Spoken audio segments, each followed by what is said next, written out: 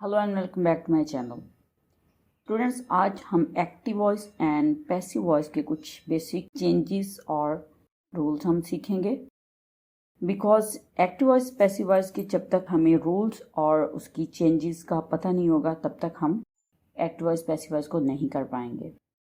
Okay, सबसे पहले तो हम ये देखेंगे, बाज जो वर्ब्स होते हैं किसी के सामने टी लिखा होता है और किसी के सामने आई लिखा होता है। ठीक है, तो जो टी होता है उससे मुराद होता है ट्रांजिटिव वर्ब्स। ठीक है, ट्रांजिटिव वर्ब्स, और आई जो है वो इनट्रांजिटिव वर्ब। ठीक है, हम डिस्कस करते हैं कि ट्रांजिटिव वर्ब्स क्या होते हैं। Transitive verbs always requires object. ठीक है, हमेशा ट्रांजिटिव वर्ब्स जो हैं वो ऑब्जेक्ट को रिक्वायर करते हैं, अदरवाइज द सेंटेंस रिमेन वैग और मीनिंगलेस। ठीक है, कि अगर ट्रांजिटिव वर्ब उसमें ऑब्जेक्ट नहीं होगा तो ऑब्वियसली आपका जो सेंटेंस है वो मीनिंगलेस हो जाएगा। अब जैसे कि हम कहेंगे ही राइट्स, वो लिखता है, लेकिन क्या लिखता है वी डोंट नो। ठीक है, तो इस तरह का जो सेंटेंस है ही प्लेज, अगर हम कहते हैं ही प्लेज या शी प्लेज, उसमें क्या होगा कि शी प्लेज बट हमें नहीं पता कि क्या खेलती है। तो इसका मकसद है शी प्लेज क्रिकेट, ठीक है, शी प्लेज हॉकी और फुटबॉल, जो भी आप कहना चाहें। लेकिन इससे ये होगा कि ये सेंटेंस का ऑब्जेक्ट है। अगर आप ऑब्जेक्ट के बगैर सेंटेंस बोलेंगे तो वो मीनिंगलेस होगा। ठीक है, जो इस तरह के सेंटेंस हैं जिनके साथ ऑब्जेक्ट नहीं होता वो इनट्रांजिटिव सेंटेंस या इनट्रांजिटिव वर्ब्स कहलाते हैं।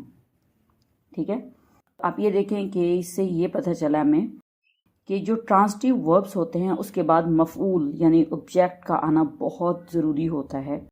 बिकॉज हमें ये नहीं पता चल पाता कि अगर हम कहते हैं ही राइट्स अ लेटर, हमें ये पता चल रहा है कि लेटर, स्टोरी, फिक्शन, प्ले और नॉवल। ठीक है, अब हमें ये पता चल रहा है कि वो क्या लिखता है, लेटर लिखता है, स्टोरी लिखता है। ठीक है, अब ही राइट्स, तो उसके बाद लेटर, स्टोरी, प्ले, नॉवल, ये जो चीज़ें हैं ये आपका ऑब्जेक्ट है। ठीक है, अगर आप ऑब्जेक्ट के बगैर सेंटेंस लिखते हैं तो वो आपका इनट्रांजिटिव वर्ब होता है। ठीक, अब हम इनट्रांजिटिव वर्ब को देखते हैं इंग्लिश में कैसे एक्सप्लेन कर सकते हैं और उर्दू में कैसे एक्सप्लेन करेंगे। Intransitive verb does not require any object. अब ये देखें कि हमारे पास है सेंटेंस शी वीव्स।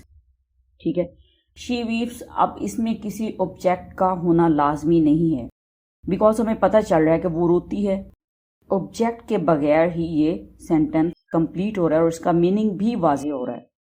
जो ट्रांजिटिव वर्ब्स होते हैं उनके हम पैसिवाइज बना सकते हैं और जो इनट्रांजिटिव वर्ब्स होते हैं उनके पैसिवाइज नहीं बन सकते। ठीक है, इसमें एक मेन बात ये भी है कि जब हम एक्टिव वॉइस को पैसिव वॉइस में तब्दील करते हैं तो फ़ाइल को मफूल की जगह और मफूल को फ़ाइल की जगह लाना होता है। ठीक है, इसमें जो ट्रांजिटिव वर्ब्स होते हैं वो ही पैसिव वॉइस बन सकते हैं, ये मैंने आपको पहले भी बताया है। और पैसिव वॉइस जो है वो सिर्फ फेल के बाद जिसमें मफऊल होगा उसकी ही पैसिव वॉइस बनेगी। ठीक है, इसकी हम एक एग्जांपल देखते हैं कि ही राइट्स अ लेटर। इसमें अ लेटर ऑब्जेक्ट है, इसका हम पैसिव वॉइस बनाएंगे a letter is written by him. ठीक है, नेक्स्ट सेंटेंस में हम देखते हैं शी वीव्स, तो इसमें ऑब्जेक्ट नहीं है आपके पास कहीं भी। ठीक है, मफूल आपके पास नहीं है, तो इसका हम पैसिव वॉइस नहीं बना सकते। अब इसमें जैसे ये सेंटेंस है ही राइट्स अ लेटर, इसको हमने फुली चेंज किया है, सब्जेक्ट को ऑब्जेक्ट में चेंज किया है और ऑब्जेक्ट को हमने सब्जेक्ट में चेंज कर दिया है। अब ये देखें कि जो एक्टिव वॉइस में फाइल जो होता है वो फिक्रे के शुरू में होता है और इसमें काम का करना पाया जा रहा होता है, मतलब उसमें काम करना हो रहा होता है। ठीक है, मसलन मैं ख़त लिखता हूँ, आई राइट अ लेटर।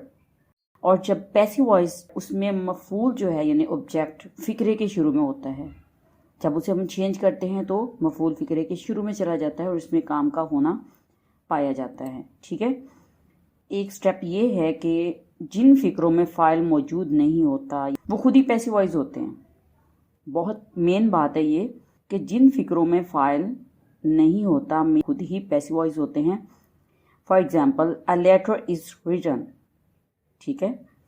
अगर इसको हम उर्दू में ट्रांसलेट करते हैं तो बनता है कि ख़त लिखा जा चुका है। ये खुद ही पैसिव वॉइस में है। उर्दू के जिन फिक्रों में फ़ाइल नहीं होता उनका तर्जमा वो हमेशा पैसिव वॉइस में किया जाता है, ठीक है। नेक्स्ट हम डिस्कस करेंगे इसके जो बेसिक चेंजेस हैं। पैसिव वॉइस बनाते हुए आपने किन चीज़ों को माइंड में रखना है, किन चेंजेस को माइंड में रखना है, वो अब आप देखें। नंबर 1 पे है कि subject is replaced with object and object with subject, ठीक है। जो सब्जेक्ट है वो ऑब्जेक्ट से चेंज करेंगे और ऑब्जेक्ट को हम सब्जेक्ट की जगह पे ले आएंगे। नंबर 2, सबसे इम्पॉर्टेंट चीज़, हम टेंसेस बनाते हैं, एसेज लिखते हैं, डायलॉग्स लिखते हैं, कोई भी चीज़ लिखते हैं तो हमें हमेशा उसमें फॉर्म ऑफ वर्ब होती है, उसकी टेंशन होती है कि हम इसमें कौन सी फॉर्म कहाँ पे यूज़ करें और कौन सी फॉर्म कहाँ पे यूज़ करें। सो हमें इस चीज़ में आके अच्छी खासी टेंशन होती है कि हम फॉर्म ऑफ वर्ब को कैसे यूज़ कर सकते हैं। कि आपने पैसिव वॉइस वो स्टार्ट से लेके एंड तक टेंसेस के हिसाब से जब भी बनाएंगे तो आपने फॉर्म ऑफ वर्ब इसमें थर्ड यूज़ करनी है हमेशा। टोटल पैसिव वॉइस जितने भी आप बनाएंगे उसमें आप फॉर्म ऑफ वर्ब जो है वो थर्ड यूज़ करेंगे, उसके अलावा आप कोई फॉर्म यूज़ नहीं कर सकते, ठीक है।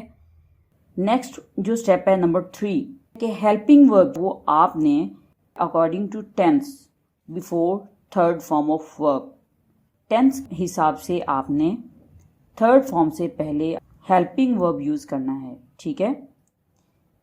मैं एक बार फिर रिमाइंड करवा दूं कि हेल्पिंग वर्ब आपने जो टेंस है उसके हिसाब से थर्ड फॉर्म से पहले लिखना होता है पैसिव वॉइस में हमेशा, ठीक है।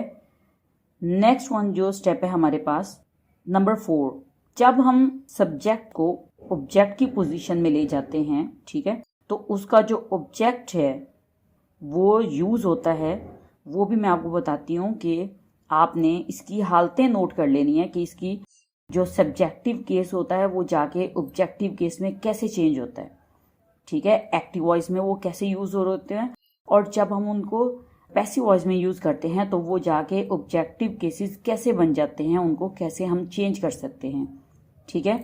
सबसे पहले हमारे पास वी को हम किस में चेंज करेंगे, आस। आई को हम चेंज करेंगे मी में। यू ऑलमोस्ट यू ही रहता है, यू को हम यू ही रहने देंगे हमेशा, वो चेंज नहीं होता, ठीक है। दे जो है वो देम में चेंज हो जाएगा, ही चेंज हो जाएगा हिम में और शी चेंज हर में, ठीक है। सब्जेक्टिव केसेस जो हैं जब हम पैसिव वॉइस में जाते हैं तो ये जाके ऑब्जेक्टिव केसेस इस तरह से उसकी चेंज हो जाती हैं, ठीक है। लास्ट वन जो हमारे पास रूल है, इसका जो बेसिक चेंज है पैसिव वॉइस का, जब हम हालत को चेंज करते हैं एक्टिव वॉइस से पैसिव वॉइस में हम चेंज करते हैं तो ऑब्जेक्ट से पहले हमने हर सेंटेंस में बाय यूज़ करना होता है। बाय लाजमी हमने इजाफा करना, उसका बाय को ऐड करना है हर टेंस में, हर सेंटेंस में। टेंस भी जिस हिसाब से हम चेंज करेंगे, फ्यूचर है, पास्ट है या प्रेजेंट है, तो वहाँ भी साथ बाय यूज़ होगा। और अगर कोई सेंटेंस हम चेंज करें तो उसमें भी बाय लाजमी हम यूज़ करेंगे, ठीक है। इसके बाद है हमारे पास कुछ रूल्स हैं। अगर आप ये रूल्स फॉलो करेंगे तो ऑब्वियसली आपको एक्टिव वॉइस पैसिव वॉइस की समझ आ जाएगी और आपको प्रैक्टिस करने में, और मोस्टली ऐसा होता है कि टीचर्स जो हैं इसकी प्रैक्टिस करके जाना पड़ता है अपने स्टूडेंट्स के पास, ठीक है। 9th 10th के स्टूडेंट्स जो हैं उन्हें इसकी समझ नहीं आती, first time active voice passive voice को समझ रहे होते हैं और उन्हें पता नहीं चलता कि हम इनको कैसे कर सकते हैं। आप काइंडली इन रूल्स को और इन चेंजेस को फॉलो करें, देखें फिर आपको एक्टिव वॉइस पैसिव वॉइस कैसे आते हैं, ठीक है। सबसे पहला rule, some verbs are followed by their specific preposition, ठीक है। कुछ जो खास प्रीपोजिशंस होती हैं उनको आपने किस तरीके से चेंज करना है पैसिव वॉइस में। नंबर 1 पे है known to, married to, pleased with, ठीक है, displeased with, satisfied with, surprised at, astonished at, interested in, worried about, ठीक है। अब क्या है कि इनके साथ जो प्रीपोजिशंस हैं, इसमें जब आप ऑब्जेक्ट में चेंज करते हैं तो इसमें आप बाय यूज़ नहीं करते, ठीक है। इसमें आपने बाय यूज़ नहीं करना, आपने सिंपली इसको चेंज कर देना है, ओके। रूल नंबर 2,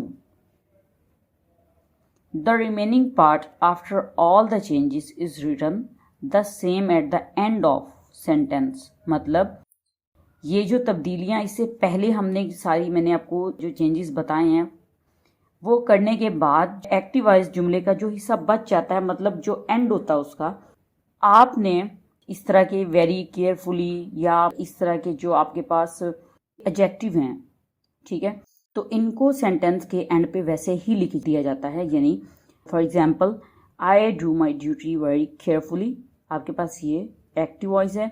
जब आप इसको पैसिव वॉइस में चेंज करेंगे तो जो माई ड्यूटी है वो स्टार्ट में आ जाएगा, ठीक है। डन बाय मी, सही, ये तो आपने सेंटेंस को चेंज कर लिया, ठीक है। अब इसमें जो वेरी केयरफुली था वो वेरी केयरफुली एंड पे वैसे ही आ जाएगा, ठीक है। रूल नंबर 3 इसमें है कि अगर किसी जुमले में मफूल के साथ यानी ऑब्जेक्ट के साथ नॉट एनी वो यूज़ किया गया है तो पैसिव वॉइस में चेंज करते वक्त आपने ये ख्याल करना है कि नॉट एनी को नो में चेंज करके जुमले के शुरू में लगा दिया जाता है, ठीक है। For example, he did not write any letter, ठीक है, तो आपने इसको चेंज करना है, no letter was written by him, ठीक है। आपका पैसिव वॉइस इस तरह से बन जाएगा कि नो इसमें स्टार्ट में आ जाएगा और एनी जो है वो इसमें से कट हो जाएगा, ठीक है। No letter was written by him, ये आपका पैसिव वॉइस बन जाएगा। रूल नंबर 4 इसमें यह है कि जो मनफी जुमले होते हैं फाइल के फ़ौरन बाद आने वाले इमदादी फेल के बाद ही इसमें आपने नॉट लगाना है, उससे पहले नहीं लगाना, ठीक है। जो आपके पास हेल्पिंग वर्ब होगा किसी भी टेंस का, उसके बाद आपने नॉट लगाना है, पहले नहीं लगाना, ठीक है। For example, he does not take tea, ठीक है, he does not take tea, ये आपको समझ में आ गया होगा कि ये कौन सा टेंस है, ये प्रेजेंट टेंस है। तो आपने इसमें सबसे पहले तो डज की जगह पे इज लेके आना है, T is not taking by him, helping verb के बाद आपने नॉट लगाना है। नेक्स्ट रूल जो है, रूल नंबर 5 हमारे पास है कि एक्टिव वॉइस के जिस जुमले में पहले ही बीन मौजूद हो इसका पैसिव वॉइस मुमकिन नहीं होता। यू नो कि पहले से ही बीन मौजूद है, यानी अब इस सेंटेंस को देखें आप कि he has been writing a letter since morning, तो आप ये देखें कि इसमें बीन पहले से ही मौजूद है जो कि खुद एक हेल्पिंग वर्ब है, ठीक है। तो इसका पैसिव वॉइस नहीं बन सकता, ठीक है, क्योंकि को अगर उर्दू में ट्रांसलेट करते हैं तो क्या होगा, जो ख़त है इसमें हेल्पिंग वो पहले से ही मौजूद है, ठीक है। तो इसमें 8 फॉर्म्स होती हैं, ठीक है, हेल्पिंग वर्ब की। जिस सेंटेंस में वो पहले से ही मौजूद होती हैं उसका पैसिव वॉइस नहीं बन सकता होता, ठीक है। अच्छा, इसके बाद है रूल नंबर आपके पास 6। रूल नंबर 6 आपका क्या है कि सवालिया जुमले जो होते हैं, इंटरोगेटिव जो सेंटेंसेस होते हैं, आपने उसमें देखना है कि उसमें नया फाइल आपके पास आता है, उसके फ़ौरन बाद आने वाला जो हेल्पिंग वर्ब होता है, इमदादी फेल होता है, वही फाइल से पहले आएगा, ठीक है। Does he write a letter, for example, does he write a letter, ये आपके पास एक्टिव वॉइस है। जब आप इसको पैसिव वॉइस में चेंज करेंगे सबसे पहले डस की जगह पे इज आएगा, ठीक है, उसके बाद अ लेटर, ठीक है, आपका ऑब्जेक्ट आ जाएगा जो सब्जेक्ट के तौर पे आ गया, और रिटर्न जो है वो थर्ड फॉर्म बाय हिम, ठीक है, is a letter written by him, ठीक है। सवालिया जुमले जो हैं उसमें जो आपके पास नया ऑब्जेक्ट हेल्पिंग वर्ब वो हमेशा उसमें फाइल से पहले ही आता है, ठीक है। तो स्टूडेंट्स, ये थे कुछ रूल्स और कुछ basic active voice passive voice के आपके चेंजेस, ठीक है। जो इसके सब्जेक्टिव केसेस हैं, ऑब्जेक्टिव केसेस हैं, वो भी बता दिए, इसकी 5 बेसिक चेंजेस भी बता दिए, आपको 6 इसके रूल्स भी बता दिए, ठीक है। नेक्स्ट जो लेक्चर हमारा होगा वो हमारा प्रेजेंट इंडेफिनिट, प्रेजेंट परफेक्ट और प्रेजेंट कंटिन्यूस पे होगा इंशाल्लाह। इस तरह टेंसेस के हिसाब से हम करेंगे। एक सेंटेंस हम एक टाइम पे कंप्लीट करेंगे एक लेक्चर में, ठीक है। आपको उम्मीद है कि इसकी समझ आई होगी। इंशाल्लाह नेक्स्ट लेक्चर में हमारा प्रेजेंट टेंस है वो होगा। तो अगर आपको वीडियो अच्छी लगी हो, आपको इसमें कुछ भी समझ में आया हो, तो वीडियो को लाइक करें, मेरे चैनल को सब्सक्राइब करें और लगातार इंग्लिश सीखने के लिए हमारे साथ रहिए, ठीक है। नेक्स्ट वीडियो तक के लिए अल्लाह हाफिज़, गुड बाय।